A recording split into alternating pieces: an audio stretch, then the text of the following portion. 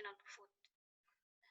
Teman-teman mungkin pernah dengar istilah pangan fungsional gitu ya. Nah, functional food atau pangan fungsional itu apa? Nanti kita akan bahas di slide-slide berikutnya. Nah, jadi inti dari pembahasan materi ini ada 3. Yang pertama adalah kita berharap teman-teman akan paham apa itu non-communicable disease atau penyakit yang non-communicable. Kemudian yang kedua, functional food atau pangan fungsional. Definisinya apa, kemudian contohnya apa saja. Kemudian yang ketiga adalah bioactive compounds atau komponen aktif. Komponen aktif yang dimaksud dengan komponen aktif ini apa, kemudian di dalam pangan fungsional ini contohnya apa, dan apa kegunaannya. Oke, nah di sini kalau teman-teman lihat, di situ ada contoh-contoh dari permasalahan kesehatan, modern health issues. Jadi, penyakit-penyakit yang sekarang ini sudah mulai banyak ditemukan. Misalnya obesitas, diabetes mellitus, penyakit jantung, alergi, kemudian penyakit pencernaan, kanker. Kemudian satu lagi adalah berkaitan dengan mental disorder. Alzheimer misalnya, atau kepikunan, contohnya.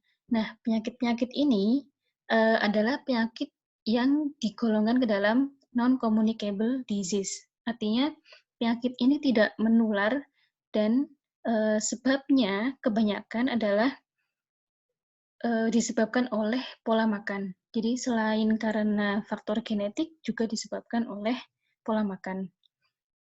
Nah, kenapa kita perlu bahas ini? Nanti kita akan kaitkan dengan functional food. Nah, konsep dari functional food atau pangan fungsional seperti apa? Oke, jadi yang dimaksud dengan pangan fungsional adalah pangan atau makanan yang mengandung komponen untuk fungsi tubuh tertentu yang memiliki manfaat kesehatan, manfaat untuk kebugaran, dan manfaat itu sudah diterima secara global. Nah, sebenarnya kalau kita ngomong tentang pangan fungsional, ini sebenarnya masih dilematis atau masih abu-abu ya. Kenapa? Karena yang dimaksud dengan pangan fungsional sendiri, aturannya secara tegas itu belum ada. Di negara kita belum ada peraturan yang mengatur tentang pangan fungsional. Jadi ketika kita bilang pangan fungsional, mungkin akan banyak perdebatan ya di satu satu dan sisi lainnya gitu, karena memang belum ada kesepakatan antara para ahli gitu.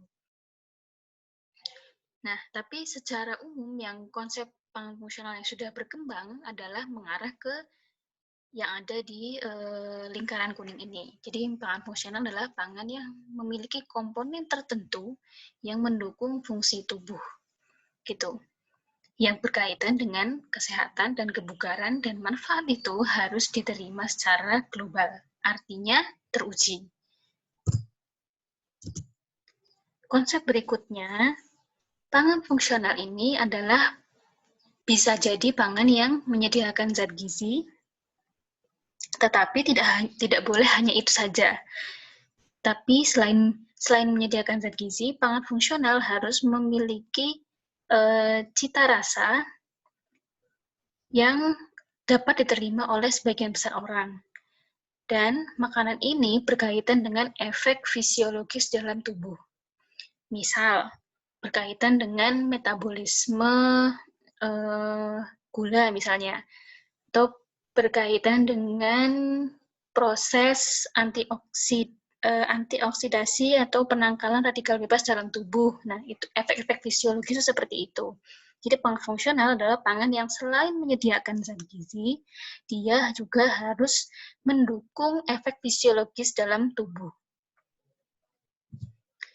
Kemudian, konsep dari pangan fungsional berikutnya adalah bisa dalam bentuk pangan segar, pangan olahan, atau makanan yang difortifikasi.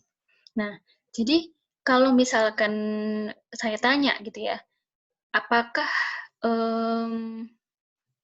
buah naga itu pangan fungsional gitu. Nah, kita harus mengkaitkan dengan tiga konsep ini. Satu, apakah buah naga mendukung kesehatan dan kebugaran tubuh? Apakah buah naga selain memberikan zat gizi, dia juga bisa mendukung fungsi atau efek fisiologis dalam tubuh? Kemudian, apakah bentuknya salah satu dari bentuk segar, olahan, atau yang difortifikasi? Nah, jika memenuhi semua konsep itu, maka kita bisa menentukan apakah buah naga ini termasuk ke dalam pangan fungsional atau tidak. Gitu. Oke, nah selanjutnya personalized nutrition atau gizi yang personalisasi atau gizi yang disesuaikan dengan kebutuhan perorangan. Kenapa ini dibahas di sini? Karena pangan fungsional biasanya itu berkembang untuk merespon kebutuhan individu yang spesifik. Jadi misalnya pangan fungsional untuk mendukung perkembangan otak anak usia di bawah 2 tahun misalnya. Nah, jadi kenapa dibuat personalize? Kenapa pangan fungsional itu bisa personalize? Karena memang tujuannya adalah untuk populasi dengan kriteria tertentu, dengan kebutuhan tertentu, tidak bisa disamakan dengan kelompok usia atau kelompok dengan karakter yang lain. Gitu. Nah, biasanya pangan fungsional itu diformulasikan untuk yang pertama adalah mereka-mereka yang tergolong dalam kelompok dewasa atau boomers. Cirinya adalah usianya 61 tahun ke atas atau 42 sampai dengan 60 tahun. Nah, kelompok usia ini punya beberapa kebutuhan. Yang pertama, kita lihat dulu karakternya. Jadi, untuk usia matters dan boomers ini biasanya masalahnya adalah terkait dengan berat badan, tekanan darah tinggi, hiperkolesterol, dan diabetes. Nah, karena itu, maka makanan-makanan pangan fungsional yang dikembangkan untuk kelompok usia ini haruslah yang satu, rendah natrium, indeks glikemiknya rendah, kemudian minuman berenergi, karena mereka butuh energi, kemudian bisa contohnya adalah teh, kopi, gitu ya, atau makanan-makanan lain yang salah satu fungsinya adalah baik untuk pencernaan mereka. Nah, golongan ini juga disarankan untuk mengurangi snack, gitu. Kenapa? Karena snack itu kebanyakan mengandung kadar garam, natrium yang tinggi, kadar lemak yang tinggi, sehingga tidak disarankan untuk mereka yang berusia 42 tahun ke atas. Oke. Selanjutnya untuk Gen X atau usia 30 sampai dengan 41 tahun. Nah, ciri-ciri Gen X ini apa saja? Yang pertama, biasanya Gen X ini punya kecenderungan untuk memakan makanan-makanan yang fortifikasi atau ada penambahan zat gizi, misalnya kalsium, kemudian makanan yang mengandung tambahan Fe, gitu ya. Kemudian cenderung bukan junk food gitu karena mereka biasanya usia 30 sampai dengan 41 tahun adalah usia yang sudah berumah tangga, mereka bisa masak sendiri gitu ya. Jadi jarang sekali mengonsumsi junk food atau intensitasnya terbatas. Kemudian mereka lebih banyak makanan olahan sehat yang siap saji gitu. Nah, yang menjadi perhatian untuk golongan Gen X adalah pemanis buatan, antibiotik pada daging, dan makanan olahan. Nah, ini terutama ketika mereka memilih untuk makan di luar. Gitu, karena kebanyakan makanan olahan itu pasti mengandung bahan-bahan tambahan atau food additive, misalnya pemanis, antibiotik, pewarna, dan sebagainya. Oke, ini tadi seperti saya sebutkan ya, bahwa Gen X ini kebanyakan mereka mengonsumsi makanan yang tergolong masakan rumah tangga. Berikutnya, yang lebih muda lagi adalah Gen Y atau yang berusia 12 sampai 29 tahun. Nah, ini berarti termasuk kita semua. Gen Y biasanya memiliki makanan pilihan yang rendah karbohidrat atau rendah lemak atau malah bebas lemak gitu, dan beberapa memilih untuk vegetarian. Ini kenapa? Karena biasanya mereka satu suka mencoba makanan yang baru, kemudian suka yang bentuknya ringan, jadi bukan makanan-makanan berat itu, dan suka makan di luar. Nah, dan ciri lain dari Gen Y ini adalah mereka-mereka yang masih muda biasanya mencoba untuk melakukan diet karena untuk mengontrol berat badan atau penampilan.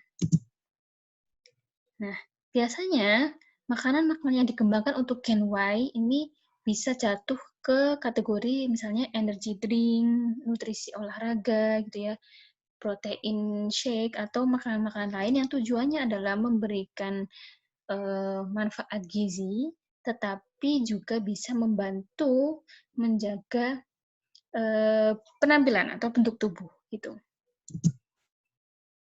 Oke, nah bisa dibilang Gen Y ini adalah konsumen dari makanan atau pangan fungsional yang terbesar.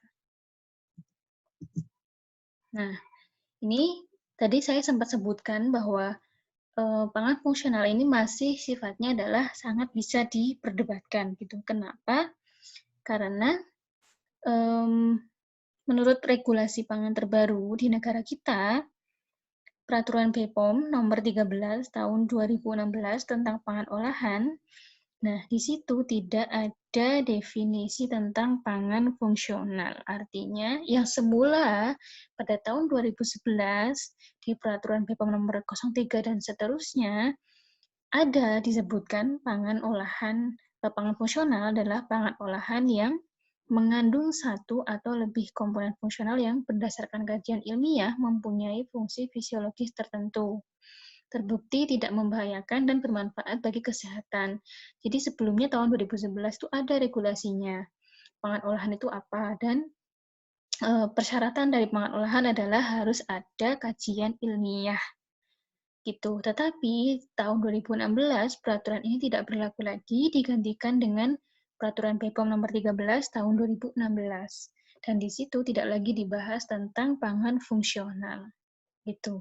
Jadi kalau kita bicara secara legal di negara kita, pangan fungsional ini ya kayak gimana, bentuknya apa, harusnya bagaimana pengaturan pemberiannya, pemasarannya, dan seterusnya, kita tidak bisa memutuskan dengan mudah gitu. Karena secara regulasi pangan fungsional ini sebenarnya belum ada aturannya. Gitu. Nah, oke. Nah, pangan fungsional itu banyak sekali macamnya. Gitu. Nah, saya akan sebutkan beberapa saja secara umum gitu ya. Jadi pangan fungsional yang pertama adalah pangan-pangan atau makanan yang digolongkan ke dalam pangan fungsional untuk meningkatkan daya tahan tubuh atau promote immunity. Gitu. Nah, secara umum kita memahami bahwa orang itu bisa sehat, bisa sakit, gitu kan.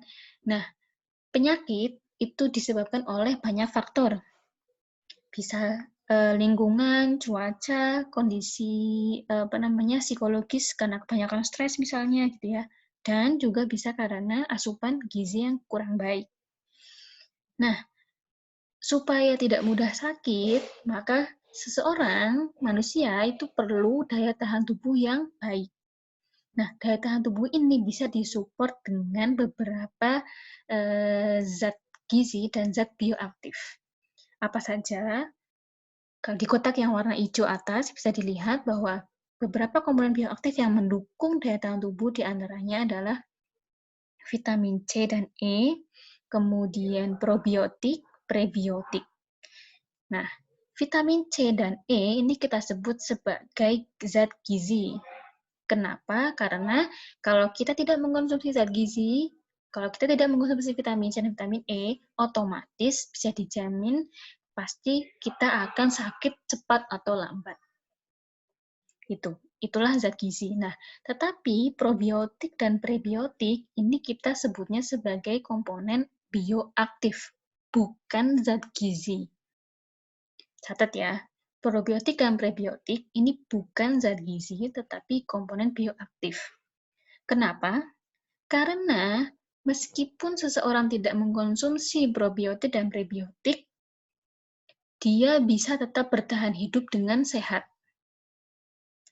Oke, jadi kalaupun kita nggak makan probiotik dan prebiotik, it's okay. Kita tetap sehat. Nah, tetapi dalam pembahasan pangan fungsional kali ini, saya menyebutkan bahwa vitamin C, E, probiotik, dan prebiotik mereka bisa meningkatkan daya tahan tubuh kita. Nah, artinya kalau teman-teman suatu waktu merasa misalnya agak demam, kok kayaknya badan mau sakit, nah itu kan tanda-tanda daya tahan tubuh teman-teman itu lagi menurun. Nah, pada saat seperti itu, teman-teman bisa boosting imun teman-teman itu dengan makanan-makanan yang mengandung komponen gizi dan komponen bioaktif ini gitu. Jadi misalnya banyakin makan vitamin C, vitamin E, banyakin makan sayur buah gitu. Atau bisa juga dengan memakan yogurt gitu ya, atau minum yogurt cair gitu, atau banyak makan sayuran yang banyak mengandung probiotik. Itu misalnya tomat, pisang, ubi jalar dan seterusnya. Itu.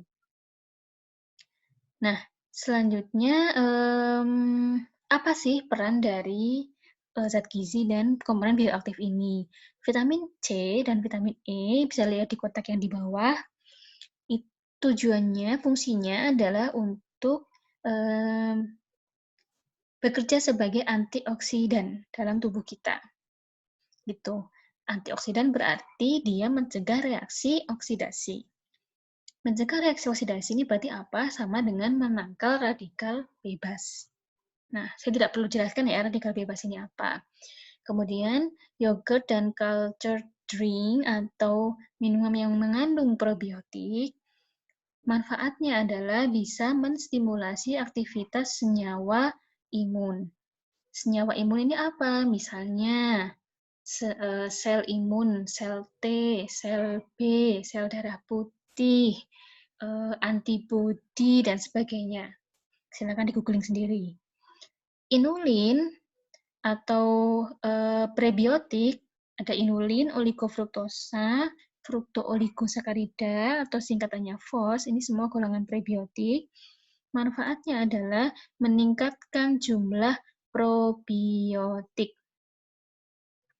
Oke, nah sebelum saya lanjut, apakah di sini ada yang bingung probiotik itu apa, prebiotik itu apa? Jangan-jangan dari tadi masih bingung ya?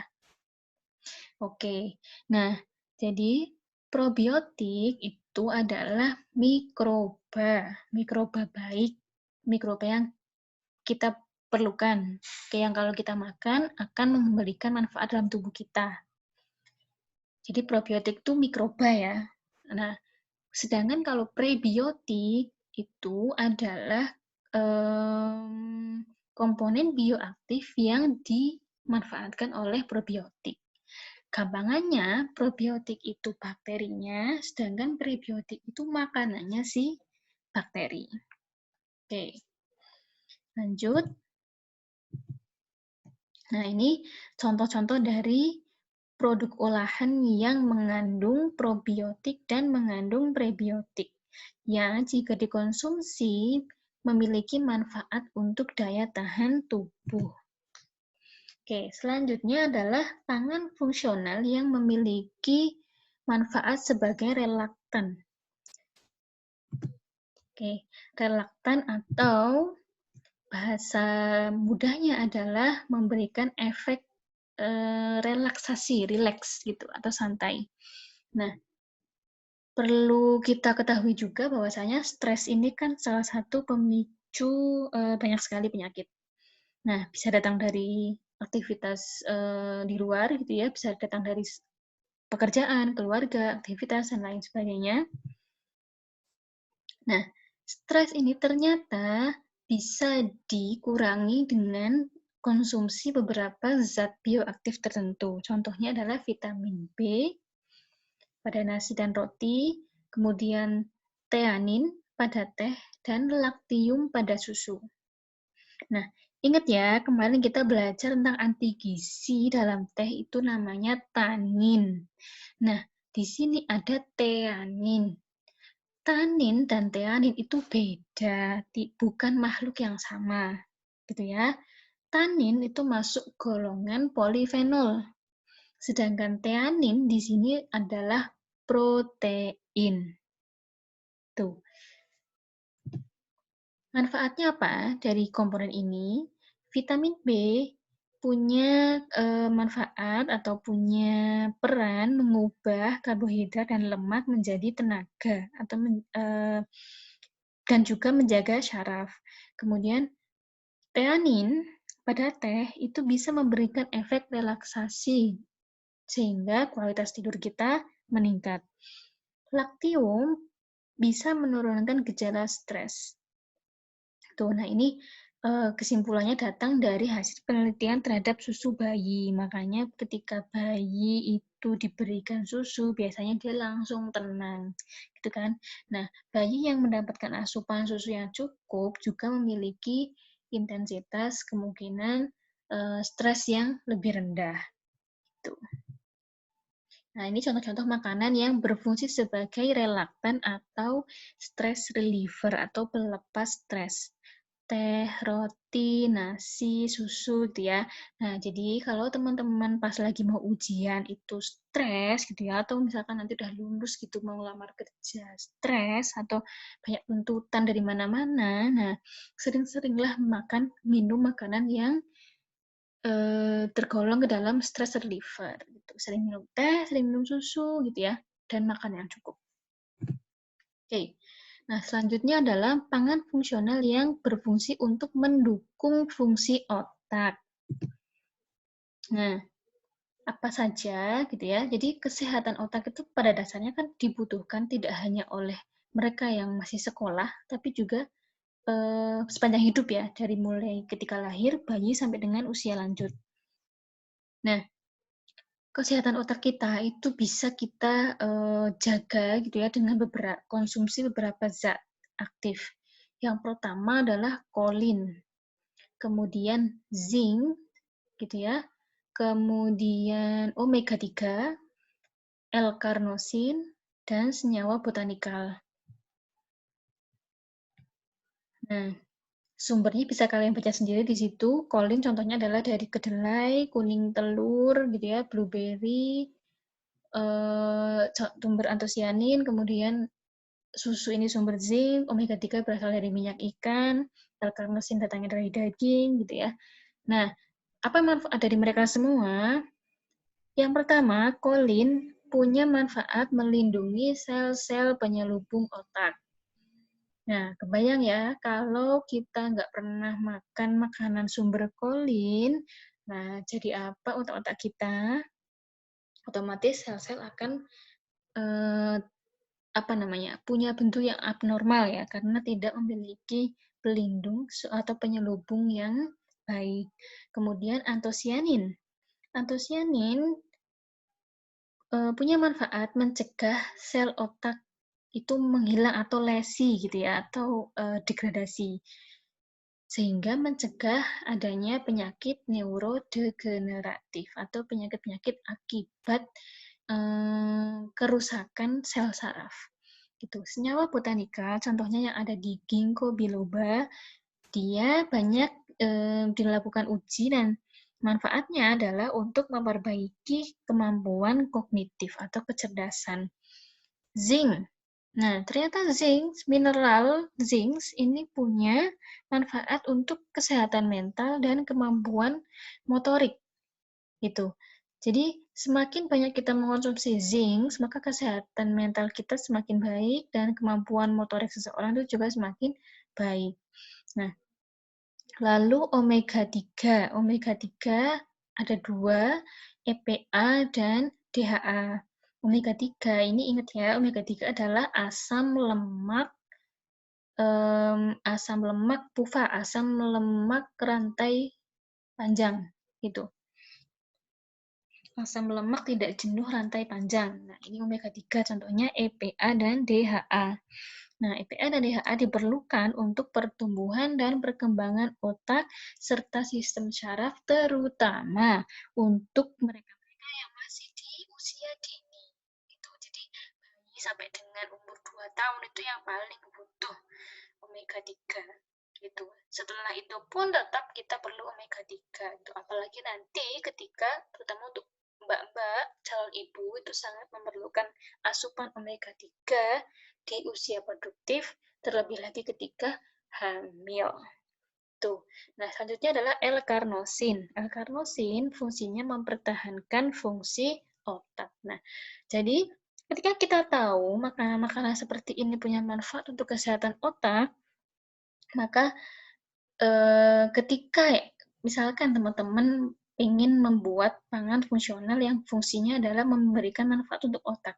Nah, tinggal teman-teman pilih dari zat-zat bioaktif ini manakah yang bisa teman-teman tambahkan. Atau makanan apa yang di sekeliling teman-teman, itu teman-teman ketahui memiliki kandungan dari kolin sampai dengan L-karnosin. Gitu. Nah, itulah makanan-makanan fungsional yang bisa berfungsi mendukung fungsi otak.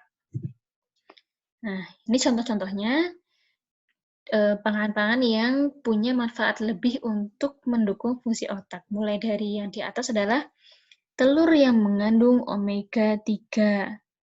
Gitu. Kemudian ada susu, lalu stroberi, berry-berry gitu ya, pokoknya semua jenis berry-berry. Dan susu formula atau susu untuk anak usia 0 sampai dengan 12 bulan. Nah, biasanya susu formula itu banyak ditambahkan dengan zat-zat gizi tertentu, dan yang paling harus ditambahkan adalah zat gizi yang fungsinya untuk mendukung fungsi otak. Gitu. Nah, kemudian yang ini paling populer ya adalah makanan fungsional yang berfungsi sebagai antioksidan.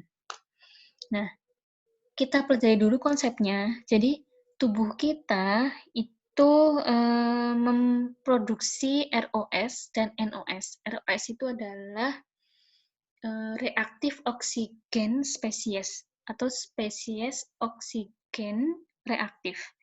Yang diproduksi tubuh sebenarnya maksudnya adalah untuk mendukung metabolisme yang menghasilkan energi, detoksifikasi, dan imun. Nah, ketika ROS dan NOS itu jumlahnya tinggi dalam tubuh dan melampaui kebutuhan tubuh kita, maka dia cenderung fungsinya cenderung berkelakuan seperti radikal bebas, gitu, karena sangat-sangat reaktif. Nah, ketika banyak radikal bebas dalam tubuh kita, itu tidak bagus. Kenapa? Karena radikal bebas itu akan memicu perkembangan sel, pembelahan sel yang abnormal. Nah, pada tahap yang paling buruknya akan bisa memicu dihasilkannya atau berkembangnya tumor dan kanker.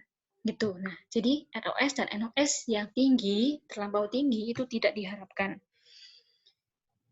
Nah, sehingga status antioksidannya itu atau ketika ROS dan NOS-nya tinggi, status antioksidan tubuh kita adalah rendah.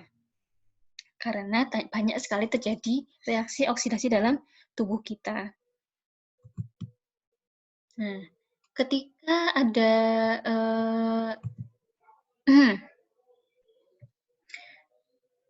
ada zat-zat tertentu yang fungsinya antioksidan dan kita konsumsi, maka zat antioksidan ini akan bisa menaikkan status antioksidan atau menurunkan ROS dan NOS dalam tubuh kita gitu. Dan juga bisa menangkal radikal-radikal bebas yang datang dari luar. Gitu. Nah, ini seperti ini. Jadi, ketika ada antioksidan, maka dalam tubuh kita ROS dan NOS-nya bisa turun dan status antioksidannya bisa naik. Itu. Nah, ketika kondisi ini tercapai, maka penyakit-penyakit degeneratif ini akan bisa dicegah. Contohnya adalah penyakit kanker, kardiovaskuler, diabetes. Itu.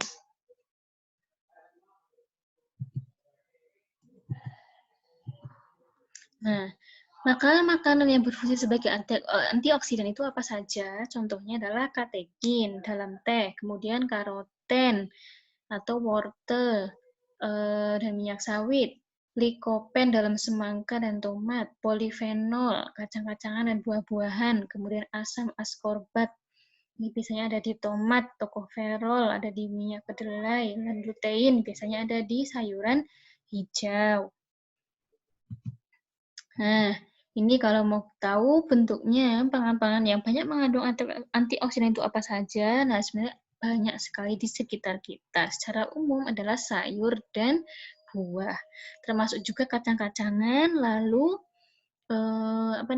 teh ini juga banyak mengandung antioksidan. Itu. Nah, selanjutnya adalah pangan-pangan fungsional yang berfungsi sebagai antikarsinogen karena mengandung komponen antikarsinogenik. Antikarsinogen berarti dia anti terhadap zat yang bisa menyebabkan kanker.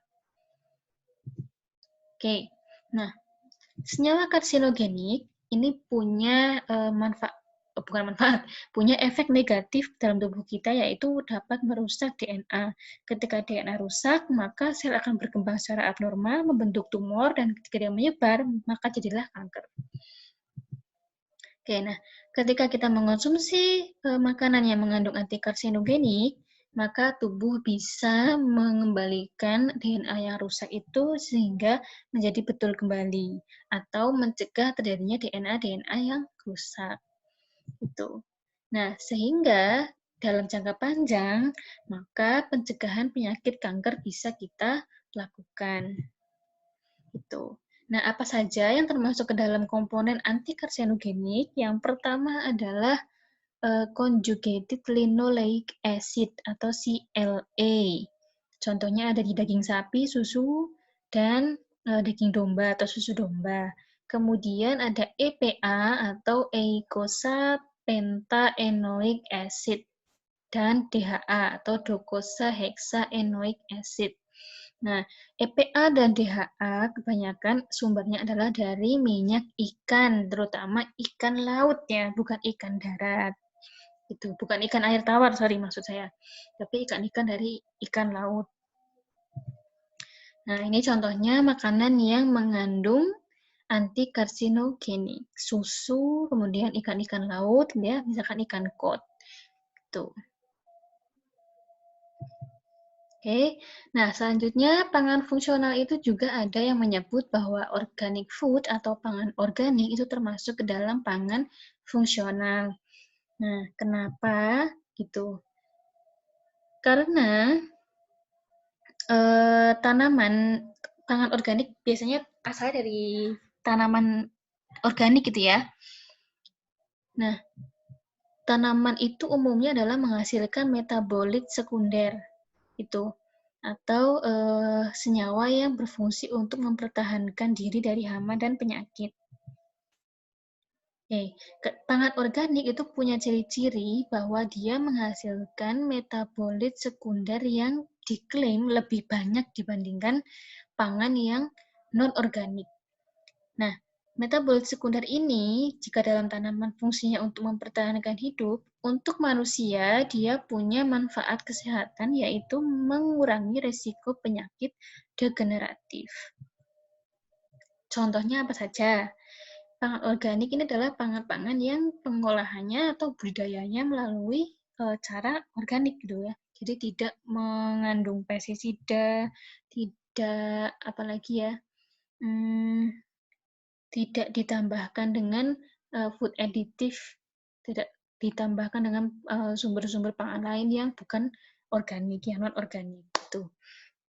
Nah, pangan organik biasanya dicirikan dengan makanan yang banyak mengandung vitamin C, kemudian banyak mengandung zat-zat bioaktif seperti flavonoid, kemudian seperti juga fenolik. Itu. Oke. Nah, ini ya. Jadi, ketika budidaya tanaman itu dilakukan secara non-organik, misalkan dengan penggunaan bahan kimia dan pestisida, maka biasanya metabolit sekunder yang bermanfaat untuk tanaman dan bermanfaat untuk manusia itu jumlahnya cenderung lebih sedikit, relatif lebih sedikit. Nah, organic food atau pang-organik contohnya apa? Ya semua makanan yang dilabel secara organik gitu ya. Nah, kenapa diklaim seperti itu? Karena kita tidak pernah bisa membedakan apakah makanan itu organik atau non-organik kecuali diberi label. Gitu. Nah, pangan organik secara umum yang berlaku di sekitar kita adalah biasanya dihargai lebih tinggi dibandingkan pangan non-organik. Gitu. Karena itu, maka label organik atau tidak itu menjadi penting gitu, karena akan mengubah nilai ekonomis dari makanan itu dan mengubah juga persepsi manusia atau konsumen terhadap manfaat dari makanan yang mereka beli atau makanan yang mereka konsumsi gitu. Oke. Nah, sekarang pertanyaannya adalah apakah makanan ini termasuk ke dalam makanan fungsional? Apakah redoxon, ginkgo biloba, dan L-carnosin ini termasuk pangan fungsional? Oke. Nah, nanti kita jawab di diskusi. Terima kasih.